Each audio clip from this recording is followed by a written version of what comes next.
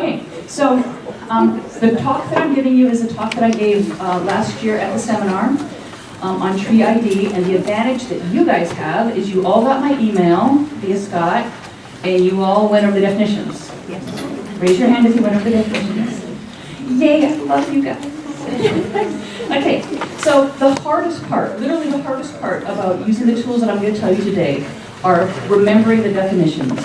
And when I do this talk for people who have never seen, they've never gone over chapter 1 of the Master Gardener Handbook, they've never seen these definitions, it's hard. It's really hard to take in new definitions. So for us, this is going to go much faster because this is not the first time you've seen it. The first time that I saw the tools that we're going to use, which are out of this book, anybody jump on Amazon and buy it? I already have it. You already have it? Yay. When I first saw this book, I was like, I have a lot of tree books, and they're right here, and I invite you to look at them at break and at lunch. I'm going to leave them here, and Pam's going to take them home for me. And they have a whole lot more trees in this skinny little book. And so I don't really need another tree book. But what this has is what you have in your handout, which are the flow charts and the keys. You don't have to look at them right now, we're going to get to them. But the flow charts and keys that allow you to identify some 200 different kinds of trees, way more than are in this book. But a lot of them are in the bigger book over here, and of course you can look all of them up on the internet. And that is the fabulous part about this book. You don't just have to flip through the book. What was it? Robin said she uses the leaf method. You leaf through the book. So this is a different leaf method that allows you to identify a lot more trees. Anyway, so when I gave the talk at the seminar, I started out with this question, which is, have you ever bought a misidentified plant? Show of hands? 100%? Okay, well think if you were the landscape architect some 75 years ago who planned a beautiful magnolia-lined street. But instead, and this really happened. This is a neighborhood in Santa Monica, and they actually love their Morton Bay figs. And when one dies, they plant another one. But that wasn't what the landscape architect actually had in mind. And the other motivating slide that I showed at the seminar is this picture of Eugenia hedge with the damage on it. And if you remember, Jim Bethke talked about this, and I encourage you, I'm going to do this when I find, when my neighbor's Eugenia hedge starts getting this kind of damage, all the lumpy bumpies on here.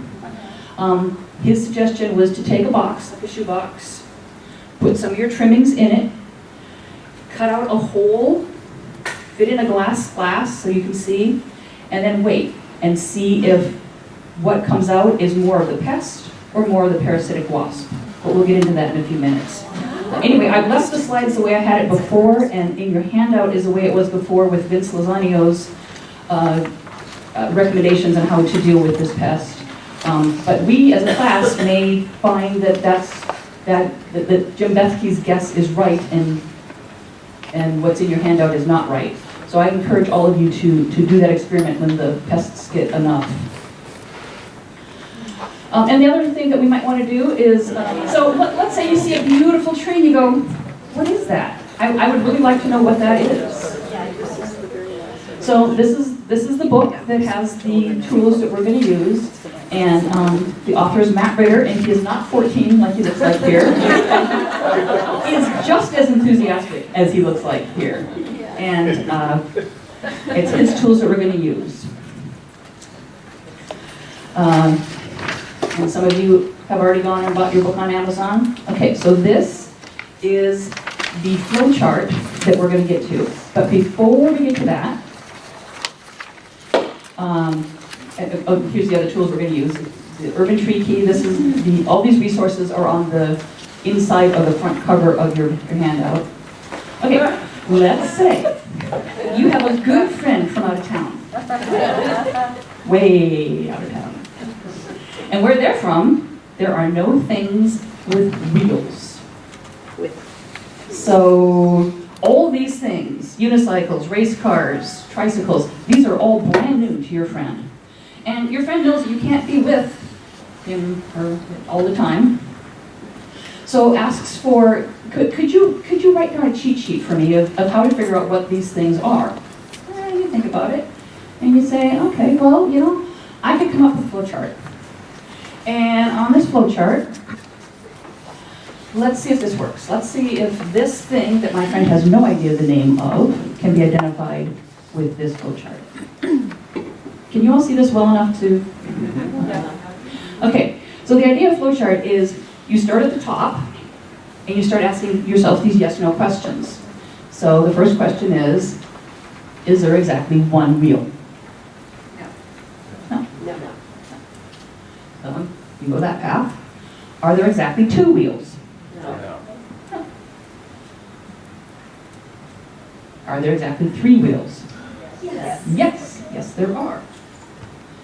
Is it motorized? No. So it takes you to restaurant. So that works for this very small number of things that you set your flow chart up for. Your friend is going to have to learn some specialized vocabulary to use just this tiny flow chart.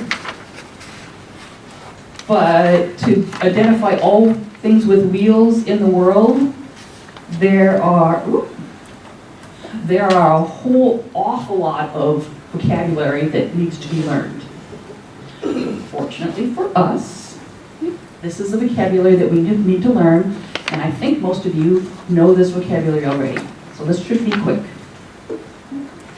So we're going to start with these four. So, you can trick veterinary master gardeners with this because we didn't get the same education that you did. So, the question that I ask of the general public when I give this talk, or of master gardeners, is I point at each one of these things and I ask, how many leaves do you see? So, we're going to do that. How many leaves? One.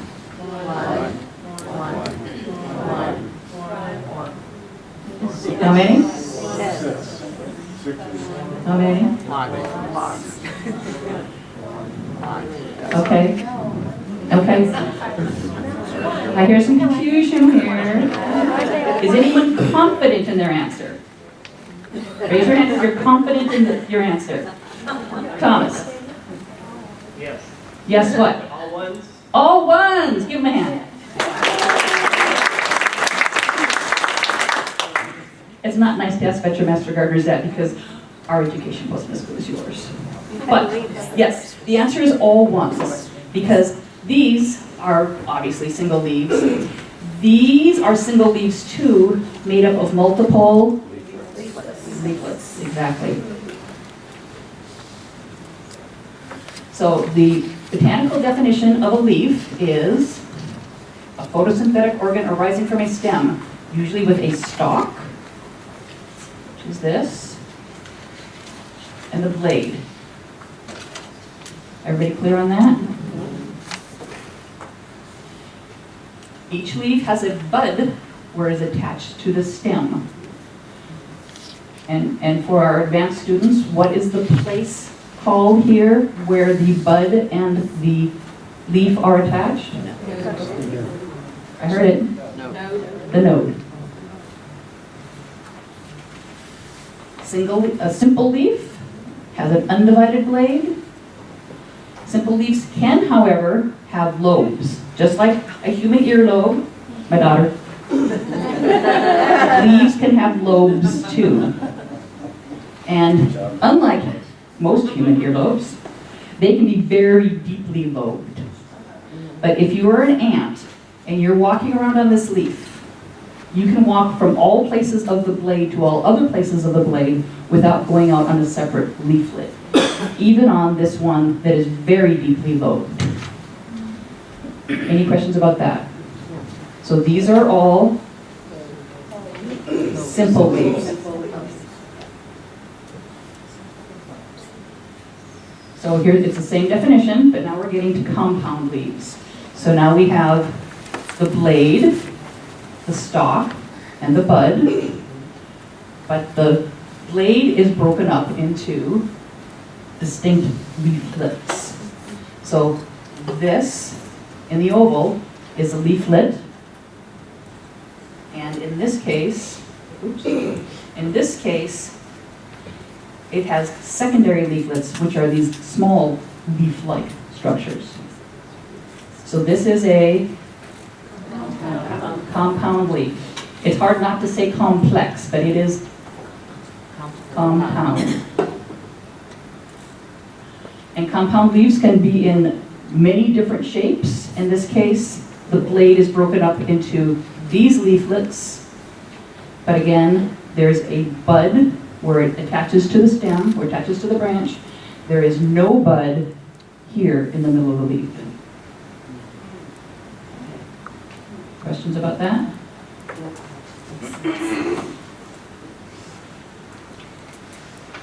Okay, so if you flip your handout over,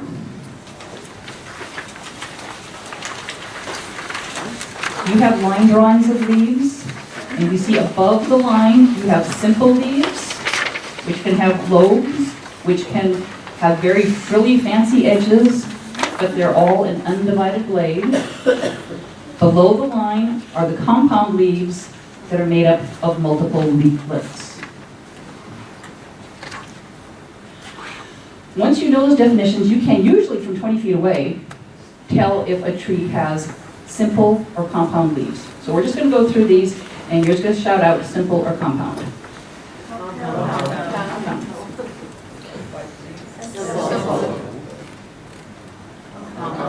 Compound. And if you can't tell it against the sky there's one by itself, and so it is compound. Compound, and there it is against the mulch, definitely compound. There is a leaf and the bud. That is exactly the right reaction. You can't tell. You can't tell, and as a matter of fact, this tree will most likely die. So never let anyone do this to your tree. That's just an aside. This tree did live, and you can tell what kind of leaf it is. That's the leaf. Compound. There's the exception to the rule in avocado groves. They actually do stump them back to about knee-high, waist-high, and they come back and they're productive again. And its leaves are simple.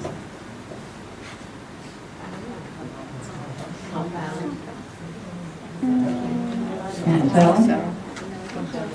If you could see better, you would see that there are buds. So these are individual simple leaves. Compound. Simple. With, what are these structures called?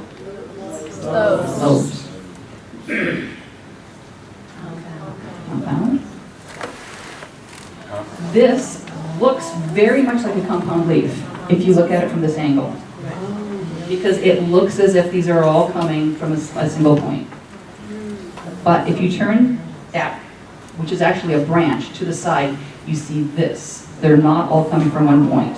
And if you look closely, they're buds in the leaf axils. So these are simple. Okay, so we got the first four down. Okay, now we're going to do palmate, pinnate, and bipinnate. Is everyone pretty solid on that already? Yeah? Okay, and let's let me quick. Okay, my memory device for palmate is to hold up your hand. And imagine the lines drawn on your hand. Palmate is or things arising from a single point, like lines drawn on a fan palm leaf, palm of your hand, fan palm leaf. There's lots of different ways you could describe those two leaves. They could be green or healthy or medium-sized or pretty, or they could be simple, compound. This one is simple, this one is compound, but both of them are palmate. This one has palmate veins. The veins, the main veins, are all arising from a single point. This is a compound leaf with leaflets arising from a single point. That make sense? Make sense? Okay. So palmately veined simple leaf, a compound leaf with palmately arranged leaflets. So both simple leaves and compound leaves can be called palmate. I'm seeing some confusion. Some expressions here. Are there questions? Okay, so now if you look at the back of your handout, so now we know we've got leaves that are palmate and leaves that are not palmate. Pinnate is feather-like, like the barbs on the sides of the rachis of a feather. Any bird watchers here? Did I say rachis right? Anyway, the midrib. So things arranged like a feather. There's lots of pins in the world. I don't have as good a memory device as palmate. This one works for me. Whatever works for you. Okay, so pinnate veins on a simple leaf. So this is feather-like. So there's a midrib with something coming off of the midrib. In this case, the veins on the simple leaf. So this is a pinnately compound leaf. Simple leaves can also be pinnate because they're the same vein. What comes off the midrib? The veins. The veins come off the midrib. So compound leaves can either be palmate or pinnate, or they can even be bipinnate, where you have not only this leaflet, but secondary leaflets as well. Leaflet, leaflet, secondary leaflet. So on your handout, if you like, up to you, I would write that this is fancy, and this is what? Fancy, and this is extra fancy. Up to you. Whatever helps you remember. And these can come in many different ways as well. These are the ones that we've talked about already, and there are much fancier yet leaves. This is tricompound. And if you go out in the world, especially the world of tropical plants, there are lots and lots of crazy ways that leaves can be shaped. But for us, the things on the back of your handout are enough for the trees that we're going to identify.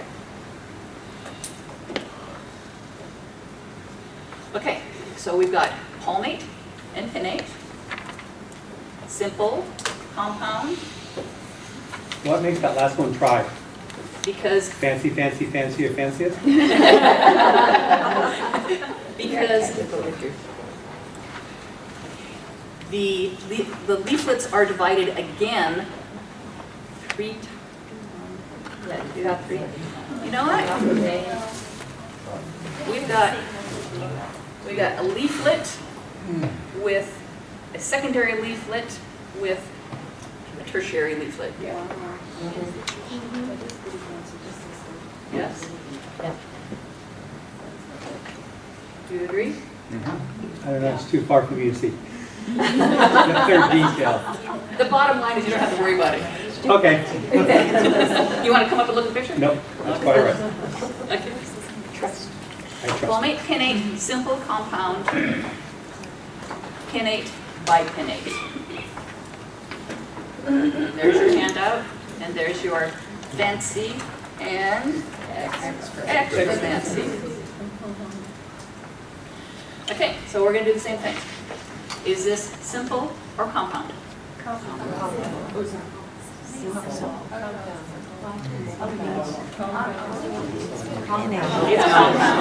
It's a compound leaf because there would be a bud right here. Oh, we have no bud right here. So that's compound. Is it palmate or pinnate? Palmate. It's palmate because it's starting from the middle, like the lines on your home. Simple. Compound. It's compound because this is the leaf. Palmate or pinnate? Pinnate. Simple or compound? Simple. Palmate. That's good. Too low. Yeah. Simple or compound? It's compound because this is a leaf. The bud would be here. Palmate or pinnate? Pinnate. Sad. There's the leaf. Compound, because this is a leaf. There's the bud. And bipinnate. This is rhubarb. It's not a tree at all. And it's a bit of a trick question. Simple or compound is easy. Simple. Palmate or pinnate? I would say that the main things are palmate, but if rhubarb weren't a tree book, I think it might describe to you that this is sort of an in-between kind of a situation. Yeah. Here's one that is kind of hard to tell, like the picture I showed before, but yes, they're simple because this is a flower, is the magnolia's flower bud, and it's coming from the center of what you might have guessed was a compound leaf. So there's never a bud in the middle. Flowers come from buds. So this is a leaf, and it is simple, and it is pinnate, like a feather. Sorry, I have a question. It's really hard to see the buds from these pictures. So like some of us are we kind of guessing a little bit? You're kind of guessing You really from have to get up there and look to see when the you're buds there, when you're right? looking at the picture on the slide. I kind of have to tell you Okay, when okay. you have the thing in your hand. Because that bud is really important and it. The bud is extremely important, and that's the limitation of showing it on the slide. Okay, so simple or compound? Compound. Palmate or pinnate? Palmate. You guys are good. This one often gets people because no matter how many times we've gone over it, they're still thinking these are the leaves. The three-leaf clover. But yes, it's compound. It has its 3 leaflets. The bud would be down here, and it is palmate. This is a palm, and I'll just tell you right now, this is the leaf. This is one leaf. Is that palm simple or compound? Yeah. It's compound. Is it palmate or is it pinnate? It's pinnate. Feather palms have leaves that are pinnate. Fan palms have leaves that are palmate. So this is a simple or compound? Simple. It is very deeply lobed. It is palmate or pinnate? Palmate.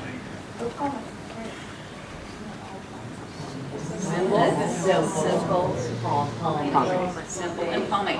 It is very, very deeply lobed. But if you're an ant, you can walk all the way around on this leaf and not go out on any separate leaflets. Okay, we're to the second column. Alternate, opposite, world, and node. We already know what node is, so only 3 things. And we're going to start from the bottom.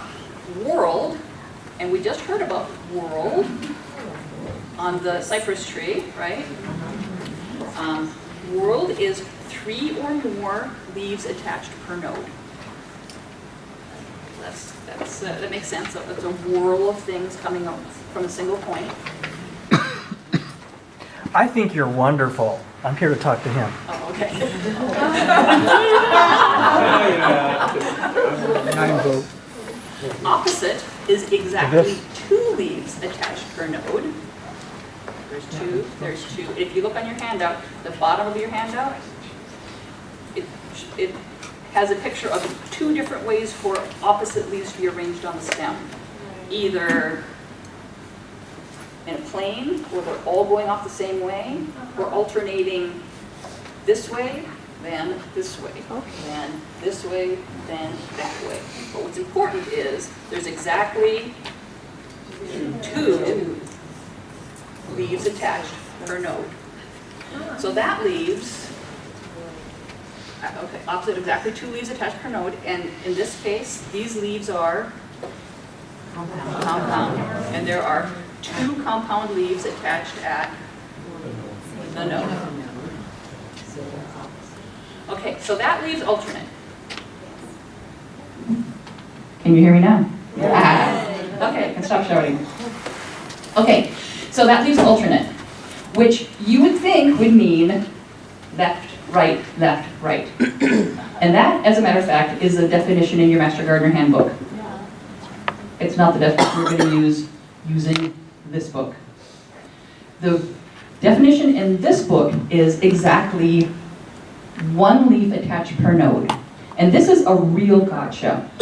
When I took the workshop from the author, we went through the information that I'm giving you now, and then he sent us out with our papers, and he numbered some trees around the campus, and he asked us to identify them. Well, lots of people knew what the trees were, but the problem was we couldn't use the flowchart or the key to identify the tree because this definition doesn't make logical sense to people. When you talk about alternate, you talk about left, right, left, right.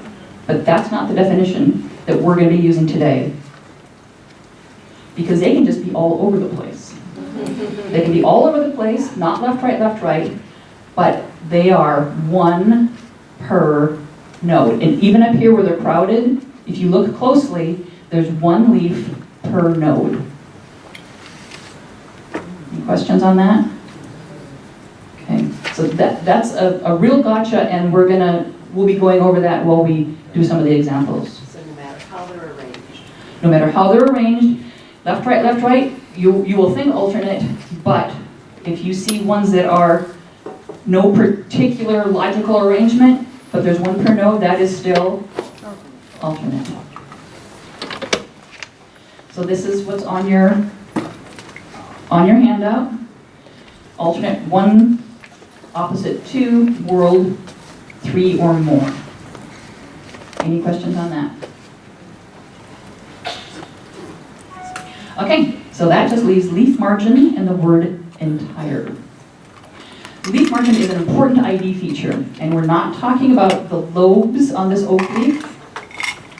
We're talking about if you ran your finger along the edge of the leaf. So this one, if you ran your finger along the edge of that leaf, it would feel smooth. Even though this is lobed, the edge is still smooth. This, and it's kind of a judgment call, but most leaves will let you know that these are big lobes and this is the edge. This is the edge, it's a serrated edge. And you wouldn't run your finger along this because this is, it's stinging middle, so don't do that. But it's a really good example of a serrated edge. And there's lots of different botanical names for the kind of edge, but for the purposes of the tools we're using today, entire equals smooth, or serrate are what you need to know. And if there's a fancier edge that they want you to look for, they'll say so in plain English. So that helps. So, is this a smooth edge, an entire leaf, or a not entire leaf? Entire, and smooth. Serrated. And that's not what you think it is. That's my text. Okay, so we got it. We got all our vocabulary. Any questions? Because now we're going to jump right into ID. Okay? Okay, so let's do this tree, that pretty pink tree. And we're going to use the flow chart, and I know you can't see that. You have it at your, you have it in your handout. So here is a close-up of the leaf. So let's just do what we're doing. Is that simple or compound? Palmate or pinnate? And can you tell the leaf edge? It's mildly serrated. Okay, so we're going to start up at the top of the flow chart. Is this tree a palm tree? No, that's easy. Are the leaves needle-like or scale-like like a conifer? Nope.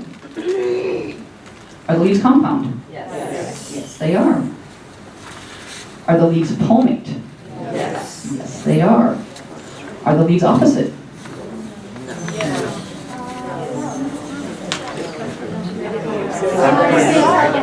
Yes, they are.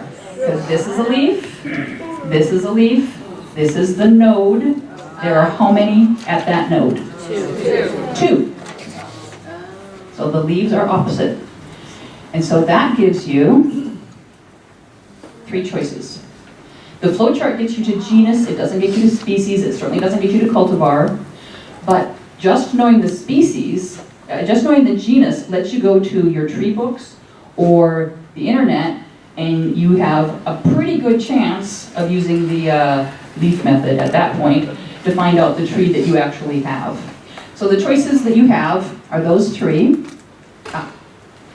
A plug for the books. I'm going to leave these here, both at break and over lunch, and I encourage you to come up and look at them.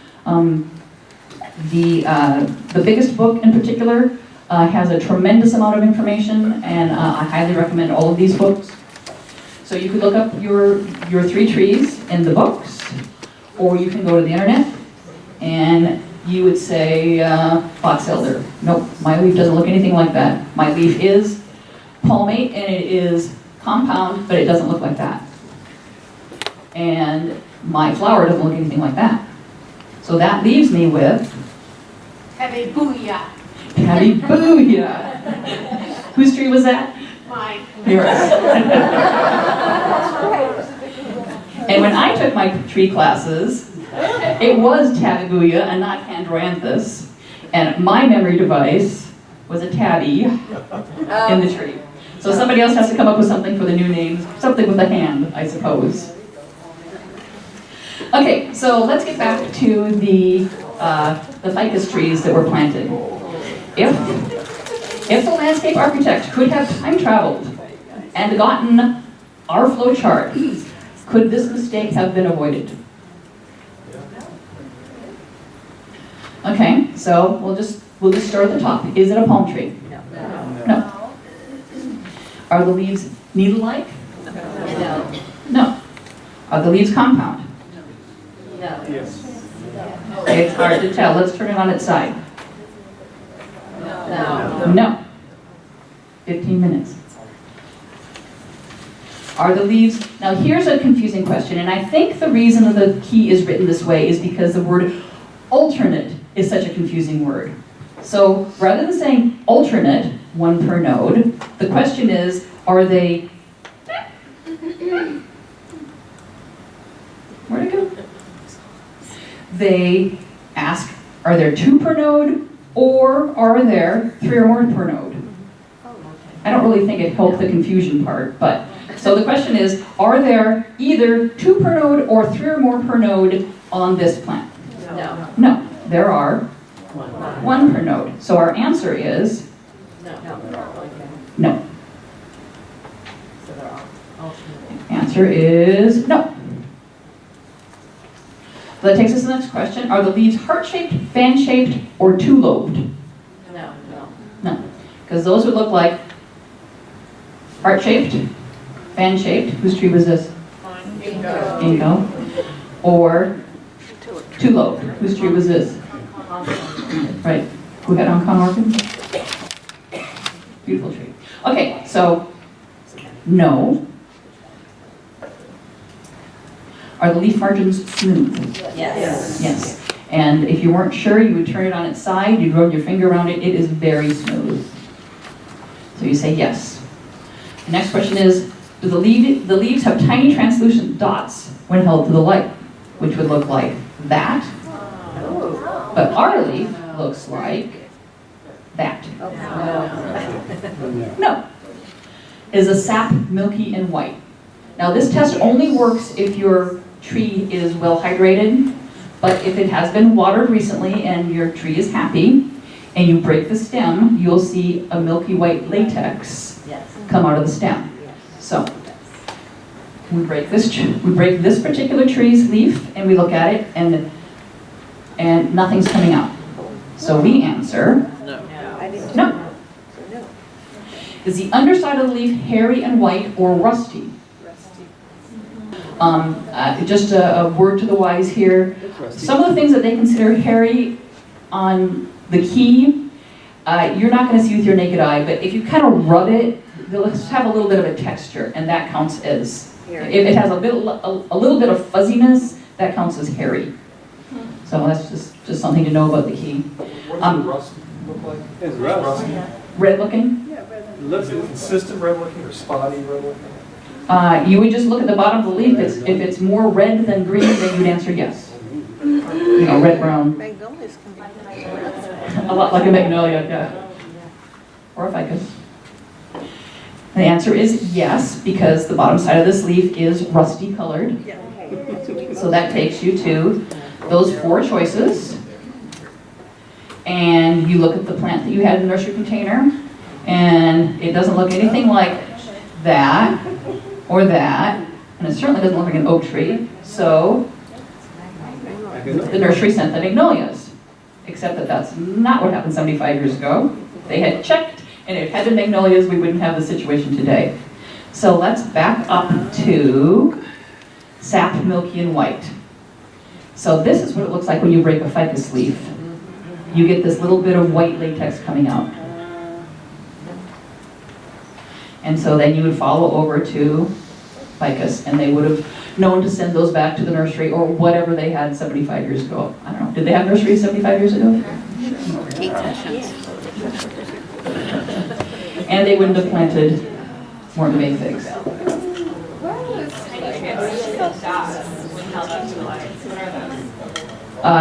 The stomata of certain kinds of trees. Yeah. Okay. Yeah. But not all. You won't see that on all trees. Okay. So here's the hedge question that we are no longer certain that this is the right advice. So when you have this hedge and you want to ID it, because it is much easier to ID your pest when you've ID'd your plant. And so this is the pest problem that they want to solve, or maybe they wonder if it even is a pest problem, or is that a feature? You know, there's some weird looking plants, maybe that's good. But when they get, the sooty mildew all coming down on their car, I don't think that's the way it's supposed to be. And the reason that it's in a tree book is because if you didn't hedge it, if you let it grow, it turns into a tree. So, let's ID. So, is this a palm tree? No. Needle-like or scale-like? No. Leaves compound? No. Leaves compound? No. Are the leaves either opposite or are they whorled? Yes, they are opposite. And there's just, in case you've forgotten. So we say yes. Are the leaf veins palmate? No. Is a leaf underside white? 10 minutes. No.